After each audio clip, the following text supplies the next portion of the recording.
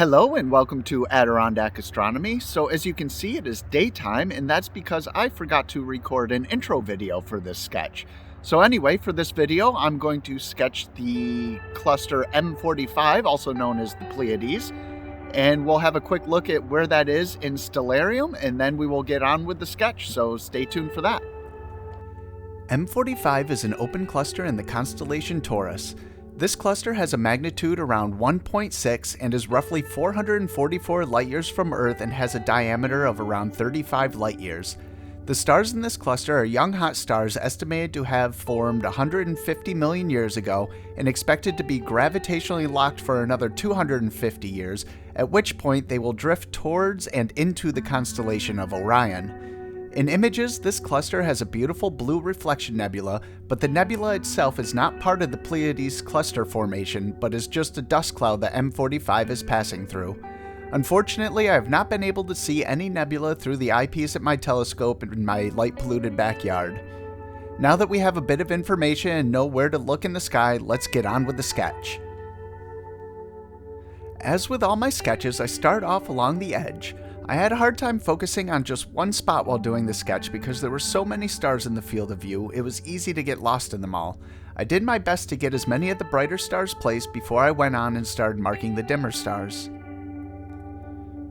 Since this is an open cluster, there was no need for pastel pencil, but I did utilize a regular eraser for any mistakes on star placements. During the sketch, I kept thinking I was done and more stars would start to pop out at me, so I had to put them in the sketch. I then used a kneaded eraser to dim many of the stars in the field of view, with an exception of the brightest stars that shape M45. I used a blue pastel charcoal pencil to bring out a bit of color that I could see in the brightest stars, and that's about it for the sketch, so let's have a look at the final drawing. So for this sketch, I used my 6-inch Newtonian, which has a focal length of 750 millimeters.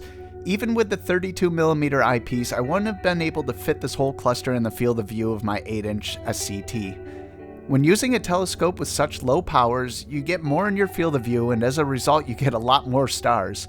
I'm not used to having so many stars to sketch since I'm so used to the other telescope, which has been my main scope for sketching this year.